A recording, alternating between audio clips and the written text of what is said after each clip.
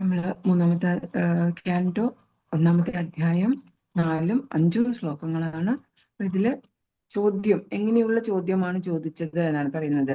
നമുക്കറിയാം നമ്മുടെ ഗ്രന്ഥങ്ങൾ, പുണ്യഗ്രന്ഥങ്ങളെല്ലാം തന്നെ ഓരോ ചോദ്യങ്ങൾ, മികച്ച ചോദ്യങ്ങളും മഹത്തായ ചോദ്യങ്ങളും അതോടൊപ്പം തന്നെ അത്രയും മഹത്തായ ആൻസറുകളും ചേർന്നതാണ് എല്ലാ തരത്തിലുള്ള നമ്മുടെ പുണ്യഗ്രന്ഥങ്ങൾ. മഹാഭാരതവും രാമായണവും ഭാഗവതവും അല്ലെ, ഭഗവത്ഗീതയും ഒക്കെയും ചോദ്യോത്തരങ്ങളാണ്. ഇവിടെ മഹാഭാരതം കഴിഞ്ഞാലും ഭാഗവതത്തില് പരീക്ഷിത്ത് മഹാരാജാവ് ശുകദേവ് ഗോസ്വാമിയോട് ചോദ്യങ്ങൾ ചോദിക്കുകയാണ്, അതിനുള്ള ആൻസർ പറയുകയാണ്. അത് പിന്നീട് നൈമിഷാരണ്യത്തിൽ വന്നപ്പോഴേ ശൗനകാദി ഋഷികൾ ചോദ്യങ്ങൾ ചോദിക്കുന്നു, സുത ഗോസ്വാമി ആൻസർ പറയുന്നു അല്ലെ. അത് കഴിഞ്ഞ് മൂന്നാമത്തെ ക്യാൻറ്റോ എത്തിയപ്പോഴും ഇനി അങ്ങോട്ട് വിതുരന്റെ ചോദ്യങ്ങൾ എന്നാണ് ഇവിടുത്തെ ആ ഒരു ചാപ്റ്ററിന്റെ പേര് തന്നെ. ഫസ്റ്റ് ക്യാൻറ്റോ നമ്മൾ പഠിച്ചത് എന്തായിരുന്നു? ഋഷിമാരുടെ അന്വേഷണങ്ങളായിരുന്നു അല്ലെ. ശൗനകാദി ഋഷികളുടെ അന്വേഷണങ്ങള് ആരോട്? സുത ഗോസ്വാമിയോട് ആയിരുന്നു. അതിന്റെ ആൻസേഴ്സ് നമ്മൾ കേട്ടു. ഇനി അതിന്റെ ആൻസറിന്റെ ഭാഗമായിട്ട് തന്നെ ഇവിടെ വിതുരർ എങ്ങനെയാണോ മൈത്രേയനോട് ചോദിച്ചത്, അതാണ് ഇനി അടുത്ത ഭാഗം കോട്ട് ചെയ്യാൻ പോകുന്നത്. അപ്പൊ ഇവിടെ വിതുരൻ ചോദിക്കാൻ പോവാണ്. അപ്പൊ ചോദ്യങ്ങളെ പറ്റിയിട്ട് ശരിക്കും സനാതന ധർമ്മത്തിന്റെ മഹത്വം നമുക്ക് മനസ്സിലാക്കാൻ കഴിയും. കാരണം പ്രകൃതിയെ തന്നെ ആരാധിക്കുന്ന, എല്ലാ ജീവജാലങ്ങളെയും ആരാധിക്കുന്ന, മരത്തിനെയും കല്ലിനെയും അല്ലെ ഒക്കെയും ആരാധിക്കുന്ന ഒരു മഹത്തായ ഒരു ധർമ്മം ആണ് സനാതന ധർമ്മം എന്ന് പറയുന്നത്. ഇവിടെ ഈ ചോദ്യങ്ങളെ പോലും ഗ്ലോറിഫൈ ചെയ്യാണ്. ആ ചോദ്യം എങ്ങനെയുള്ളതാണ് എന്ന് പോലും സ്തുതിച്ചുകൊണ്ടാണ് പറയുന്നത്. വിതുരൻ ചോദിക്കാൻ പോകുന്ന ചോദ്യം എങ്ങനെയുള്ളതാണ് എന്നുള്ളതാണ് ഇവിടെ പറയുന്നത്. ഈ 2 ശ്ലോകങ്ങളിൽ നമുക്ക് അതാണ് മനസ്സിലാക്കാൻ കഴിയുന്നത്. അപ്പൊ ഇവിടെ വിതുരൻ എന്ന് പറയുന്നത് പുണ്യാത്മാവാണ്. പുണ്യാത്മാവ് എന്ന് പറയുമ്പോഴത്തേക്ക് അദ്ദേഹം നല്ലൊരു ഭക്തനാണ്, കറകളഞ്ഞ നല്ലൊരു കൽമഷം തീണ്ടാത്ത ഒരു ഭക്തനാണ് എന്നുള്ളത് മനസ്സിലാക്കാം. അപ്പോ അദ്ദേഹം ചോദിക്കുന്ന ചോദ്യങ്ങൾ എന്താണ് മഹത്വം ഏറിയത് എന്ന് ചോദിച്ചു കഴിഞ്ഞാല് ഭഗവാനെ സംബന്ധിക്കുന്ന എല്ലാം തന്നെ മഹത്തായതാണ് എന്ന് നമ്മൾ മനസ്സിലാക്കുക. ഒരു മഹാത്മാ എന്ന് പറയുമ്പോൾ അദ്ദേഹം ഒരു വൈഷ്ണവനായിരിക്കും, അദ്ദേഹം ഒരു ഭക്തനായിരിക്കും. അല്ലാത്ത ഒരു വ്യക്തിക്ക് മഹാത്മാകാൻ കഴിയില്ല. അപ്പൊ ഇവിടെ അതുപോലെ തന്നെ പുണ്യാത്മാവാകാനും കഴിയില്ല. അപ്പൊ പുണ്യാത്മാവായിട്ടുള്ള വിതുരൻ എങ്ങനെയുള്ള ചോദ്യങ്ങളായിരിക്കും ചോദിച്ചിട്ടുണ്ടാവുക? വളരെ മഹത്തായ ഭഗവാനെ സംബന്ധിക്കുന്ന കാര്യങ്ങൾ തന്നെയായിരിക്കും ചോദിച്ചിട്ടുണ്ടാവുക. അല്ലാതെ ഭൗതികമായിട്ടുള്ള കാര്യങ്ങളായിരിക്കില്ല അദ്ദേഹം ചോദിച്ചിട്ടുണ്ടാവുക. അതുകൊണ്ട് തന്നെ ഇവിടെ പറയുന്നു, ഉന്നത നിലവാരത്തിലുള്ള ചോദ്യമായിരുന്നു ചോദിച്ചത്. ഏത് തരത്തിലുള്ള ചോദ്യം വേണമെങ്കിലും ചോദിക്കാം. കാരണം ചലഞ്ചിങ് ആയിട്ടുള്ള ചോദ്യം ചോദിക്കാം. വ്യാസാസനത്തിൽ ഇരിക്കുന്നവര് അവർ പറഞ്ഞതിനെ ഇതൊന്ന് പറയുമെന്ന് നമുക്ക് നോക്കാമല്ലോ എന്ന് പറഞ്ഞാൽ അവരുടെ അറിവിനെ അളക്കാനുള്ള ചോദ്യം ചോദിക്കാം. അല്ലെങ്കിൽ ലോ സ്റ്റാൻഡേർഡ് ക്വസ്റ്റ്യൻസ് ചോദിക്കാം. അതിനെ ഒരു തരത്തിലും ആ ഒരു ക്ലാസ്സിൽ ആൻസർ ചെയ്യാൻ പറ്റാത്ത തരത്തിലുള്ള ക്വസ്റ്റ്യൻ ചോദിക്കാം അല്ലെ. അല്ലെങ്കിൽ ഈ ക്വസ്റ്റ്യൻ കൊള്ളാമല്ലോ, ഇതെല്ലാവർക്കും മനസ്സിലാക്കാൻ കഴിയുമല്ലോ എന്നുള്ള രീതിയിലുള്ള ക്വസ്റ്റ്യൻസ് ചോദിക്കാം. പല തരത്തിലായിരിക്കും പലരും ചോദിക്കുന്നത്. അതും അവരുടെ അറിവിനനുസരിച്ചും അവരുടെ ഭക്തിക്കനുസരിച്ചും ഒക്കെ ആയിരിക്കും ചോദിക്കുക അല്ലെ. അപ്പൊ അതാണ് ഇവിടെയും പറയുന്നത്. ഇവിടെ വിതുരൻ എന്ന് പറയുന്നത് പുണ്യാത്മാവായത് തന്നെ, പലയിടത്തും മഹാത്മാ വിതുരൻ എന്നാണ് പറയുന്നത്. അപ്പൊ വിതുരൻ മഹാത്മാവായതുകൊണ്ട് തന്നെ അദ്ദേഹം ചോദിച്ച ചോദ്യവും അങ്ങനെ ഉന്നത നിലവാരത്തിലുള്ളവയായിരുന്നു. അത് എന്തുകൊണ്ടാണ് അതൊരു ഗ്രന്ഥരൂപത്തിൽ വന്നിരിക്കുന്നത് എന്ന് നമുക്ക് മനസ്സിലാക്കാമല്ലോ അല്ലെ. ആ വിതുരൻ ചോദിച്ച ചോദ്യങ്ങൾ അത്രയും ഉന്നത നിലവാരത്തിൽ ഉള്ളത് കൊണ്ടാണ് ഈ കലിയുഗത്തിലുള്ള പതിതാത്മാക്കൾക്കെല്ലാം അത് വായിച്ച് അത് മനസ്സിലാക്കി നമുക്ക് ഭഗവത് ധാമത്തിലേക്ക് എത്താനുള്ള ഒരു പ്രചോദനമായിട്ട് നമുക്കൊരു വഴി, ഒരു മീൻസ് എന്താ പറയാ, അതൊരു ഉപകരണമായിട്ട് നമുക്കെല്ലാം കിട്ടിയിരിക്കുന്നത്. അല്ലെങ്കിൽ അത് പ്രിന്റ് ചെയ്ത് വെക്കുമോ ആരെങ്കിലും, നല്ല ക്വസ്റ്റ്യൻസ് അല്ല എന്നുണ്ടെങ്കിൽ അല്ലേ. അപ്പൊ പുണ്യാത്മാവ് നല്ല ചോദ്യമാണ് ചോദിച്ചത്. നമ്മളിപ്പോ കേൾക്കാനിരിക്കുന്നവര് പോലും നമസ്കരിക്കുക. വാഞ്ചാകൽപതരൂപേക്ഷ്യ കൃപാസിന്ധുഭ്യോ പതിതാനാം പാവനേഭ്യോ വൈഷ്ണവേഭ്യോ നമോ നമ. ആരെയാ നമസ്കരിക്കുന്നേ? ഭഗവാനെ. നമ്മൾ ആദ്യം അജ്ഞാന തിമിരാസ്യ പറയുമ്പോഴ് ഗുരുവിനെ നമസ്കരിക്കുന്നു. അത് കഴിഞ്ഞ് പിന്നീട് ഹേ കൃഷ്ണ കരുണ സിന്ധു ഭഗവാനെ നമസ്കരിക്കുന്നു അല്ലെ. അങ്ങനെ ഗുരുക്കന്മാരെല്ലാം നമസ്കരിച്ച് ഭഗവാനെ നമസ്കരിച്ച് രാധാറാണിയെ നമസ്കരിച്ചു കഴിഞ്ഞാല് കേൾവിക്കാരായ വൈഷ്ണവരെ പോലും നമസ്കരിക്കുകയാണ്. അത്രയ്ക്കും പുണ്യാത്മാക്കളാണ് അല്ലെങ്കിൽ മഹാത്മാക്കളാണ് സനാതന ധർമ്മത്തിലുള്ള ഭക്തന്മാർ എന്ന് പറയുന്നത്. അപ്പൊ അങ്ങനെയുള്ള ശിഷ്യന്മാർ അവരെങ്ങനെയായിരിക്കും ചോദിക്കുക എന്നുള്ളത് നമ്മൾ 4.13 ഭഗവത്ഗീതയിൽ പഠിച്ചു. എങ്ങനെയായിരിക്കണം ചോദ്യം ചോദിക്കേണ്ടത്. അപ്പൊ ഏത് തരത്തിലുള്ള ചോദ്യം എന്നുള്ളത് നമുക്ക് തന്നെ അവിടെ മനസ്സിലാക്കാം ഇപ്പോ അല്ലെ. നമുക്ക് പറഞ്ഞു തന്നിട്ടുണ്ട് എങ്ങനെയാണ് ചോദ്യം ചോദിക്കേണ്ടത് ഗുരുവിനോട് എന്നുള്ളത്. തദ്വിധി പ്രണിപാതേന പരിപ്രശ്നേന സേവയാ ഉപദേശ്യന്തി തേ ജ്ഞാനം ജ്ഞാനിന തത്വദർശിനഃ. തത്വം ദർശിച്ച ജ്ഞാനികൾ എങ്ങനെയായിരിക്കും? ഉപദേശന്തി തേ ജ്ഞാനം, അവർ ആ ഉപദേശങ്ങളെല്ലാം ആ ജ്ഞാനമെല്ലാം ഉപദേശിച്ചു തരും. എങ്ങനെയാണെങ്കിൽ പ്രണിപാതേന പരിപ്രശ്നേന സേവയാ, ഒരു ആധ്യാത്മിക ഗുരുവിനെ സമീപിച്ചതിന് ശേഷം ഈ തത്വം അറിയാൻ വേണ്ടി, ഈ സത്യം എന്താണ്, അബ്സല്യൂട്ട് ട്രൂത്ത്, അതിനെക്കുറിച്ച് അറിയാൻ വേണ്ടിയിട്ട് ശ്രമിക്കണം. അപ്പോ അദ്ദേഹത്തെ എന്തെല്ലാം ചെയ്യണം? അദ്ദേഹത്തെ സേവിക്കണം, ഗുരുവിനെ സേവിക്കണം. അതുപോലെ തന്നെ വിനയപൂർവ്വം ചോദിച്ചറിയണം. ആത്മസാക്ഷാത്കാരമെല്ലാം ലഭിച്ച ഒരു വ്യക്തി, ഒരു ഗുരു എന്ത് ചെയ്യും? ആ കാര്യങ്ങളെല്ലാം പറഞ്ഞു കൊടുക്കും. ഇവിടെ ആത്മസാക്ഷാത്കാരം ലഭിച്ചത് ആർക്കാ? സൂത ഗോസ്വാമി ഉണ്ട്, ശൗനകാദി ഋഷികള് ശിഷ്യന്മാരുടെ ഇതിൽ നിന്നിട്ട് ചോദിക്കുന്നു. അതുപോലെ പരീക്ഷിത്ത് മഹാരാജാവ് ഉത്തമനായ ഒരു ശിഷ്യനാണ്, ഒരു ഭക്തനാണ്. അദ്ദേഹം ശുകദേവ് ഗോസ്വാമിയോട്, തത്വദർശിയായ ആത്മസാക്ഷാത്കാരം ലഭിച്ച ശുകദേവ് ഗോസ്വാമിയോട് ചോദിച്ചറിയുന്നു. ശുകദേവ് ഗോസ്വാമി ആരാണെന്നുള്ളത് പഴയതൊന്നും മറന്നിട്ടില്ല എന്ന് വിചാരിക്കുന്നു. ശുകദേവ് ഗോസ്വാമി ആരായിരുന്നു എന്ന് പറയൂ. ആത്മസാക്ഷാത്കാരം സിദ്ധിച്ച ആളാണ് ശുകദേവ് ഗോസ്വാമി എന്നുള്ളതിന്റെ തുടക്കം എങ്ങനെയായിരുന്നു? ഒന്നാമത്തെ കാൻഡോയിലൊക്കെ അതിനെപ്പറ്റി കഥകളൊക്കെ കേട്ടിട്ടുണ്ടാവുമല്ലോ അല്ലെ? ഒന്നാമത്തെ കാൻഡോയിൽ പഠിക്കാൻ വ്യാസഭഗവാന്റെ മകനായിരുന്നു അല്ലെ? പിന്നെങ്ങനെയായിരുന്നു? മകനായതിനു ശേഷം വർഷങ്ങളോളം ഗർഭത്തിൽ തന്നെ ഇരിക്കുകയും മായ പിടിപെടുവെന്നുള്ള വിചാരത്തിൽ പുറത്തു വരാതിരിക്കുകയും ചെയ്തു. പുറത്തു വന്നില്ല. എന്നിട്ട് പുറത്തു വന്നപ്പോഴോ എങ്ങനെയാ പുറത്തു വന്നത്? പറയൂ, എങ്ങനെയാ പുറത്തേക്ക് വന്നത്? എന്ന് പറഞ്ഞു. ആര് പറഞ്ഞു? ഭഗവാൻ തന്നെ പറഞ്ഞു, മായ ഒരിക്കലും നിന്നെ പിടികൂടില്ല എന്ന് പറഞ്ഞപ്പോഴാണ് പുറത്തേക്ക് വന്നത്. അതെ, ആത്മാരാമനായിട്ട് മായ പിടിക്കില്ല എന്ന് പറഞ്ഞപ്പോഴാണ് അദ്ദേഹം പിന്നീട് പുറത്തേക്ക് വരാനായിട്ട് തയ്യാറായത്. പുറത്തേക്ക് വന്നു കഴിഞ്ഞിട്ട് അദ്ദേഹം എന്താ ചെയ്തത്? അവിടുന്ന് എത്രയും പെട്ടെന്ന് അവിടുന്ന് ഓടിപ്പോവുകയായിരുന്നു ചെയ്തത്. അതെ, അവിടെ നിന്ന് ഇറങ്ങി നടന്നങ്ങ് പോയി അല്ലെ? 16 വയസ്സ് കുട്ടിയാണ്, 16 വർഷമാണ് ആ ഗർഭത്തിൽ ഉണ്ടായിരുന്നത്. അപ്പൊ 16 വയസ്സ് കുട്ടിയാണ്, നൂൽബന്ധം പോലും ഇല്ലാതെ ഇറങ്ങി നടന്നങ്ങ് പോയി. നടന്നു പോയപ്പോഴെങ്ങനെയാ അത് മനസ്സിലായത്? വ്യാസദേവനും എങ്ങനെയാ മനസ്സിലായത്?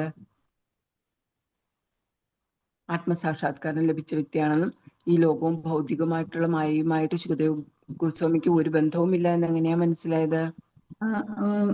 അദ്ദേഹം പുറത്തേക്ക് പോയപ്പം കുറെ സ്ത്രീകൾ ഇങ്ങനെ അദ്ദേഹത്തിനെ കണ്ടപ്പോ അവരുടെ നാണം മറയ്ക്കാൻ ശ്രമിച്ചു വ്യാസദേവനെ കണ്ടപ്പോ. പക്ഷെ ശുകദേവ സ്വാമിയെ കണ്ടപ്പോൾ അവർ ഒന്നും ശ്രദ്ധിക്കാതെ തന്നെ അവിടെ നിന്നു.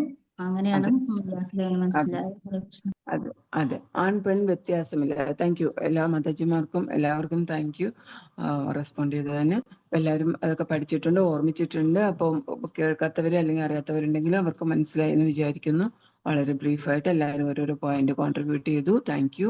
അപ്പോൾ ശുകദേവ് ബ്രഹ്മം എത്ര നാളെ? ശുകദേവ് ഗോസ്വാമി 16 വർഷത്തോളമാണ് വ്യാസദേവന്റെ ഭാര്യയുടെ ഗർഭത്തിലുണ്ടായിരുന്നത്. അപ്പൊ ആദ്യം അത് ശിവജി പാർവതിക്ക് ഭാഗവതം പറഞ്ഞു കൊടുക്കുന്ന സമയത്ത് രാധാറാണിയുടെ ശുഖതത്ത അത് എന്ത് ചെയ്തു? മരത്തിലിരുന്ന് ഈ ഭാഗവതം ശ്രവിക്കുകയും അതിനുശേഷം പാർവതി ദേവി ഉറങ്ങിപ്പോവുകയും ഇത് തത്തയാണ് കേൾക്കുന്നത് എന്നറിഞ്ഞ ശിവജി എന്ത് ചെയ്തു? ത്രിശൂലം എടുത്ത് ആ തത്തയെ കൊല്ലാനായി പുറകെ ഓടുകയും ആ സമയത്ത് വേറൊരു ആശ്രമത്തിലെ വ്യാസദേവൻ ഭാര്യയ്ക്ക് ഭാഗവതം ഉപദേശിച്ചിരിക്കുന്ന സമയത്ത്, ഭഗവത് കഥകൾ ഉപദേശിച്ചിരിക്കുന്ന സമയത്ത് ആ വാ തുറന്നിരുന്ന വ്യാസദേവന്റെ ഭാര്യയുടെ വായ്ക്കുള്ളിലേക്ക്, ഒരു മരപ്പൊത്തിനുള്ളിലേക്ക് എന്ന പോലെ ഈ അഭയം തേടി ഈ ഒരു ശുഖതത്ത ഉള്ളിലേക്ക് പോവുകയും ചെയ്തു. അങ്ങനെയാണ് വയറ്റിനുള്ളിലേക്ക് പോകുന്നത്.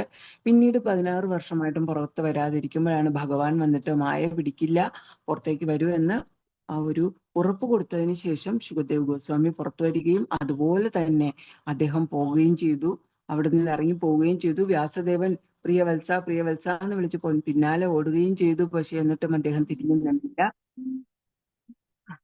അപ്പോ ആ ഒരു തടാകത്തിൽ കുളിക്കുകയായിരുന്ന സ്ത്രീകൾ ശുകദേവ് ഗോസ്വാമിയെ കണ്ടെങ്കിലും അവരൊന്നും ചെയ്തില്ല. കാരണം അതൊരു പുരുഷനാണ് എന്നുള്ളൊരു വ്യത്യാസമൊന്നും അദ്ദേഹം പുരുഷനാണെന്നോ അവർ സ്ത്രീകളാണെന്നോ ഉള്ള ഒരു വ്യത്യാസവും പണ്ഡിത സമദർശിനഃ എന്നാണ് അല്ലെ. എല്ലാവരുടെയും ഹൃദയത്തിൽ ഭഗവാനുണ്ട്, പരമാത്മാവുണ്ട് എന്നുള്ള ആ ഒരു ദർശനമാണ് ശുകദേവ് ഗോസ്വാമിക്ക് ഉണ്ടായിരുന്നത്. അതുകൊണ്ട് തന്നെ ആ കന്യകമാർക്കും ഒന്നുമേ തോന്നിയില്ല. പക്ഷെ വ്യാസദേവൻ വയസ്സായി സന്യാസിയാണ്, പക്ഷെ അദ്ദേഹം പോകുന്ന സമയത്ത് അവർ നാണം മറയ്ക്കുകയുണ്ടായി. അപ്പോഴാണ് വ്യാസദേവൻ മനസ്സിലായത് ശുകദേവ് ഗോസ്വാമിയും താനും തമ്മിലുള്ള ഒരു വ്യത്യാസവും ഭൗതികമായി യാതൊരു നൂൽബന്ധമില്ലാതെയാണ് ശുകദേവ് ഗോസ്വാമി പോകുന്നത് അല്ലെ. അപ്പൊ ആ സമയത്ത് അദ്ദേഹത്തെ കണ്ടിട്ട് ഇവർക്ക് ഒന്നുമേ തോന്നിയില്ല. അപ്പോ ഈ വയസ്സായ ഇദ്ദേഹത്തെ കണ്ടപ്പോൾ അവർ നാണം മറയ്ക്കുമ്പോഴേ അത് മനസ്സിലാക്കുകയും ചെയ്തു. അത്രയ്ക്കും ആത്മസാക്ഷാത്കാരം സിദ്ധിച്ച വ്യക്തിയാണ് ആര്? ശുകദേവ് ഗോസ്വാമി എന്നുള്ളത് നമ്മളിവിടെ മനസ്സിലാക്കുന്നത് നല്ലതായിരിക്കും. അതുകൊണ്ടാണ് ആ പഴയ ഭാഗം എടുത്ത് നമ്മൾ ജസ്റ്റ് ഒന്ന് റീക്യാപ്പ് ചെയ്തത്. ഹരേ കൃഷ്ണ.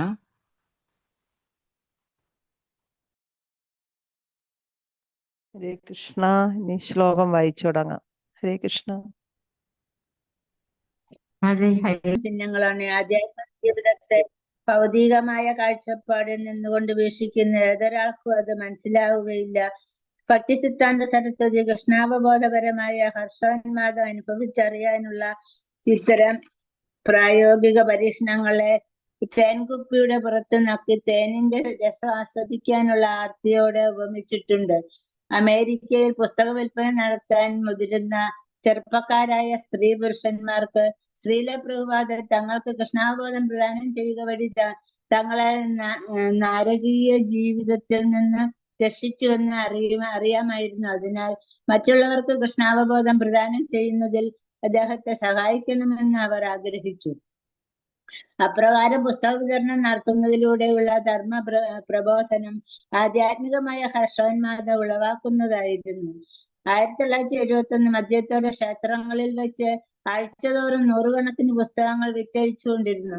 പ്രഭുപാദരുടെ പുസ്തകനിധിയുടെ മാനേജരായ കരന്തരൻ വടക്കേ അമേരിക്കയിലെ ക്ഷേത്രങ്ങൾക്കും പ്രഭുപാദർക്ക് സങ്കീർത്തന വാർത്താ പത്രികകൾ അയച്ചു തുടങ്ങി. ആ വാർത്താ പത്രികകൾ ഓരോ ക്ഷേത്രത്തിന്റെയും പുസ്തക വിതരണ യജ്ഞത്തിന്റെ ഫലങ്ങൾ പ്രസിദ്ധീകരിക്കുക വഴി മത്സരത്തിന് പ്രചോദനം നൽകി. കരന്തരന്റെ 1971 ഡിസംബറിലെ വാർത്താ പത്രിക ആ വർഷത്തെ മൊത്തത്തിലുള്ള നേട്ടങ്ങൾ സംഗ്രഹിക്കുകയും പുസ്തക വിൽപ്പന വർദ്ധിപ്പിക്കാൻ ഭക്തന്മാരെ ഉദ്ബോധിപ്പിക്കുകയും ചെയ്തു. അടുത്ത കാലത്തായി പുസ്തകങ്ങൾ വിൽക്കാനുള്ള ഒരു തീവ്രയത്ന പരിപാടി മുഖേന സാൻ ഫ്രാൻസിസ്കോ ക്ഷേത്രം പ്രതിദിനം 20 പുസ്തകങ്ങളുടെ വിൽപ്പന എന്ന ശരാശരിയിൽ എത്തിയിരിക്കുകയാണ്. എന്താണ് അവരുടെ പ്രവർത്തന തന്ത്രം? കേശവ പ്രഭു പറയുന്നു, അത് ഞങ്ങളുടെ ഏറ്റവും മുൻഗണനയുള്ള പ്രവർത്തനമാകുന്നു എന്ന് മാത്രമേ ഉള്ളൂ. നിങ്ങൾ ചെയ്യേണ്ടത് അത് നിർവഹിക്കണമെന്ന് ആഗ്രഹിക്കുകയും തുടർന്ന് നിങ്ങൾക്ക് കഴിവുള്ളിടത്തോളം കഠിനമായി യത്നിക്കുകയും ചെയ്യുക എന്നത് മാത്രമാണ്. ഞങ്ങൾ പോകുന്ന സ്ഥലങ്ങളിലൊക്കെ BTGകളും കൃഷ്ണനെ സംബന്ധിച്ച പുസ്തകങ്ങളും കൊണ്ടു നടന്നിരുന്നു. അതായത് സ്ട്രീറ്റ് എസ്കേപ്പിയും എല്ലാ വീടുകളിലും ലോൺഡ്രോമാറ്റിലും കടകളിലും ഞങ്ങൾ പുസ്തക വിൽപ്പന കൂട്ടുവാനുള്ള പലതരം അപൂർവങ്ങളും സങ്കീർത്തങ്ങളുമായ മാർഗങ്ങൾ പരീക്ഷിച്ചു നോക്കി. എന്നാൽ അനുഭവത്തിൽ പുസ്തകം കയ്യിൽ വെച്ചുകൊണ്ട് വീടുകൾ തോറും അഹൈതുക കാരുണ്യവുമായി ചെല്ലുന്നതിനേക്കാൾ വിജയകരമായി മറ്റൊന്നുമില്ല. ഓരോ ദിവസവും എത്ര മണിക്കൂറുകളാണ് ഞങ്ങൾ പ്രഭുപാദരുടെ കൃതികൾ വിറ്റഴിക്കുവാനുള്ള ശ്രമത്തിൽ അദ്ദേഹത്തിന് ഏറ്റവും പ്രിയങ്കരമായ കാര്യത്തിൽ നിമഗ്നമാവുന്നതെന്ന് ആലോചിച്ചു നോക്കുക. ആ വർഷത്തെ സങ്കീർത്തനം അവസാനിപ്പിക്കുന്നതിനുള്ള പരമപ്രധാനമായ കർമ്മം വന്നത് വാർത്താപത്രികയിൽ നിന്നായിരുന്നു. മറിച്ച് കൃഷ്ണ ഗ്രന്ഥങ്ങളുടെ വിൽപ്പനയുടെ രാജാവായ കേശവന്റെ പേർക്കെഴുതിയ പ്രഭുപാദരിൽ നിന്ന് തന്നെയുമായിരുന്നു. എന്റെ പുസ്തകങ്ങൾ വിതരണം ചെയ്യുന്നതിൽ നിന്ന് ആർക്കും എന്നെ സാൻ ഫ്രാൻസിസ്കോ ക്ഷേത്രത്തിലുള്ള എന്റെ ശിഷ്യരെ പിന്നിലാക്കാൻ കഴിയുകയില്ല എന്ന് സൂചിപ്പിക്കുന്ന ധാരാളം വിവരക്കുറിപ്പുകൾ എനിക്ക് ലഭിച്ചുകൊണ്ടിരിക്കുന്നു. ചിലപ്പോൾ അവർ ദിവസം തോറും 70ഓളം കൃഷ്ണ ഗ്രന്ഥങ്ങൾ വരെ വിറ്റഴിക്കുന്നു. അപ്പോൾ ഇത് ശരിയാണെങ്കിൽ ഞാൻ അമേരിക്കയിലേക്ക് മടങ്ങി വരുമ്പോൾ തീർച്ചയായും നിങ്ങളുടെ ക്ഷേത്രത്തിലായിരിക്കും വന്ന് താമസിക്കുന്നത്. എന്റെ പുസ്തകങ്ങൾ വിതരണം ചെയ്യുക വഴി നിങ്ങൾ എനിക്ക് വിവർത്തനം നടത്തുവാൻ വലിയ പ്രോത്സാഹനം നൽകുന്നു. നിങ്ങൾ എല്ലാവരും അങ്ങനെ എന്റെ ഗുരു മഹാരാജ് നൽകിയ ആജ്ഞ നിറവേറ്റുന്നതിൽ എന്നെ സഹായിക്കുകയാണ് ചെയ്യുന്നത്. അതുകൊണ്ട് ഞാൻ നിങ്ങളോട് വളരെ കൃതജ്ഞനാണ്. ഈ കർമ്മം ചെയ്യുന്നതിന് കൃഷ്ണൻ നിങ്ങളെ ലക്ഷോപലക്ഷം ആവർത്തി അനുഗ്രഹിക്കുമെന്ന് എനിക്ക് ഉറപ്പുണ്ട്. നിങ്ങൾ ഉൾപ്പെടെ സാൻ ഫ്രാൻസിസ്കോ ക്ഷേത്രത്തിലെ എന്റെ പ്രിയപ്പെട്ട ശിഷ്യന്മാരെല്ലാവരും ആരോഗ്യവാന്മാരായി ആഹ്ലാദചിത്തരുമായിരിക്കുന്നുവെന്ന് ഞാൻ പ്രത്യാശിക്കുന്നു. ഈ കത്തിന്റെ പ്രതികൾ എല്ലാ ഇസ്കോൺ കേന്ദ്രങ്ങളിലേക്കും അയച്ചു. പ്രഭുപാദർ എല്ലായ്പ്പോഴും തന്റെ ശിഷ്യന്മാർക്ക് അനുഗ്രഹങ്ങൾ നൽകുമായിരുന്നു. എന്നാൽ ഒരു ഭക്തന് കൃഷ്ണന്റെ അനുഗ്രഹങ്ങൾ ലക്ഷാവലക്ഷം ആവർത്തി ലഭിക്കുമെന്ന് അദ്ദേഹം മുൻപൊരിക്കലും പറഞ്ഞതായി ആർക്കും ഓർമ്മയില്ല. പ്രഭുപാദരിൽ നിന്നുള്ള ഒരു കത്ത് സാധാരണയായി ഒരു പ്രത്യേക ശിഷ്യന് നിർദ്ദേശങ്ങൾ നൽകുന്നതായിരിക്കുമെങ്കിലും ആ നിർദ്ദേശത്തിന് മിക്കപ്പോഴും സാർവത്രികമായ പ്രസക്തി ഉണ്ടായിരിക്കും. പുസ്തക വിതരണം ശ്രീല പ്രഭുപാദരുടെ ശിഷ്യന്മാർക്ക് വേണ്ട ഒന്നാമത്തെ മുൻഗണനയാണെന്ന് അദ്ദേഹത്തിന്റെ കത്തുകൾ വ്യക്തമാക്കാറുണ്ട്. നിങ്ങൾ നമ്മുടെ പുസ്തകങ്ങളുടെയും മാസികകളുടെയും വിതരണം വർദ്ധിപ്പിച്ചുകൊണ്ടിരിക്കുന്നു എന്നറിയുന്നതിൽ ഞാൻ വളരെയധികം സന്തോഷിക്കുന്നു. നിങ്ങളുടെ ധർമ്മപ്രചരണ പ്രവർത്തനം ശക്തിമത്താണെന്ന് കാണിക്കുന്ന ഒരു നല്ല ലക്ഷണമാണിത്. നിങ്ങളുടെ ധർമ്മപ്രചരണത്തിന്റെ ശക്തി വർദ്ധിപ്പിക്കും തോറും നിങ്ങൾ കൂടുതൽ കൂടുതൽ പുസ്തകങ്ങൾ വിറ്റുകൊണ്ടേയിരിക്കും. എന്റെ പുസ്തകങ്ങൾ വ്യാപകമായി വിതരണം ചെയ്യപ്പെടണമെന്നാണ് എന്റെ സവിശേഷമായ ആഗ്രഹം. ഐഹിക വിഷയങ്ങളെ സംബന്ധിച്ച സാഹിത്യത്തിന്റെ സ്ഥാനത്ത് ആധ്യാത്മിക സാഹിത്യത്തെ പ്രതിഷ്ഠിക്കുക എന്നതായിരുന്നു പ്രഭുപാദരുടെ അഭിലാഷം. ഓരോ ഭവനത്തിലും ഒരു കൃഷ്ണാവബോധ സാഹിത്യ ഗ്രന്ഥമെങ്കിലും ഉണ്ടായിരിക്കണമെന്നും, എന്തുകൊണ്ടെന്നാൽ ഒരാൾ അതിൽ നിന്ന് ഒരു പുറമേ വായിക്കുന്നുള്ളൂ എങ്കിൽ പോലും അയാളുടെ ജീവിതം പൂർണ്ണതയിലേക്ക് തിരിയാമെന്നും അദ്ദേഹം വാദിച്ചു. വീഡിയോ വായനക്കാരിൽ ഒരു ശതമാനമെങ്കിലും ഭക്തന്മാരായി തീർന്നാൽ അത് ലോകത്തെ പരിവർത്തനപ്പെടുത്തും. അദ്ദേഹം എഴുതി കത്ത് മുഖേനയുള്ള ഓർഡറിന് വേണ്ടി പരസ്യം ചെയ്യുന്നവർ 5% പ്രതികരണം കൊണ്ട് തൃപ്തിപ്പെടുമെന്നിരിക്കെ ശ്രീല പ്രഭുപാദർ അതിലും ചെറിയ ശതമാനം, 1% മാത്രമാണ് ഒരു പുസ്തകം ലഭിക്കുന്നതിന്റെ ഫലമായി പരിശുദ്ധ ഭക്തന്മാരായി തീരുമെന്ന് പ്രതീക്ഷിക്കുന്നത്. ഭഗവത്ഗീതയിൽ ഭഗവാനും ഇത് സ്ഥിരീകരിക്കുന്നു. മനുഷ്യരാശിയിൽ അനേക സഹസ്ര ആളുകളിൽ ഒരാൾ പൂർണ്ണത കൈവരിക്കാനായി ശ്രമിച്ചേക്കാം. ആ പൂർണ്ണത കൈവരിക്കുന്നവരിൽ കഷ്ടിച്ചൊരാൾ മാത്രമേ എന്നെ ശരിയായി അറിയുന്നുള്ളൂ. അതുകൊണ്ട് ലോകത്തെ കൃഷ്ണാവബോധമുള്ളതാക്കാൻ കൃഷ്ണാവബോധ സാഹിത്യത്തിലെ കോടിക്കണക്കിന് ഗ്രന്ഥങ്ങൾ വിതരണം ചെയ്യേണ്ടത് ആവശ്യമാകും. അവർ തന്റെ പുസ്തകങ്ങൾ വിതരണം ചെയ്യേണ്ടതിന്റെ ആവശ്യം എന്താണെന്ന് തന്റെ ശിഷ്യന്മാർ മനസ്സിലാക്കണമെന്ന് പ്രഭുപാദർ ആഗ്രഹിച്ചു. അതിനാൽ അദ്ദേഹം തന്റെ കത്തുകൾ മുഖേന അവർക്ക് നിർദ്ദേശങ്ങൾ നൽകിക്കൊണ്ടിരുന്നു. ദൈവം ആരാണെന്നത് വെറും 5 വാക്കുകളിൽ സംഗ്രഹിക്കും. Krishna is the supreme controller. അതായത് കൃഷ്ണൻ പരമോന്നതനായ നിയന്താവാകുന്നു. നിങ്ങൾക്കിതിൽ ഉത്തമ ബോധ്യം വരികയും നിങ്ങൾ അത് ഉത്സാഹപൂർവ്വം അന്യരെ പറഞ്ഞ് ബോധ്യപ്പെടുത്തുകയും ചെയ്താൽ വിജയം സുനിശ്ചിതമാകും. എല്ലാ ജീവസത്തകൾക്കും വേണ്ടിയുള്ള ഏറ്റവും വലിയ സേവനമായിരിക്കും അതുവഴി നിങ്ങൾ ചെയ്യേണ്ടത്. അദ്ദേഹം ജയാദ്വൈതന്റെ പേർക്കെഴുതി. ഈ പുസ്തകങ്ങളും മാസികകളുമാണ് നമുക്ക് മായയുടെ സൈന്യത്തിന്റെ അജ്ഞാനത്തെ തോൽപ്പിക്കാനുള്ള ഏറ്റവും പ്രധാനപ്പെട്ട പ്രചാരണ ആയുധങ്ങൾ. നാം എത്ര കൂടുതലായി അത്തരം സാഹിത്യം ഉൽപ്പാദിപ്പിക്കുകയും അത്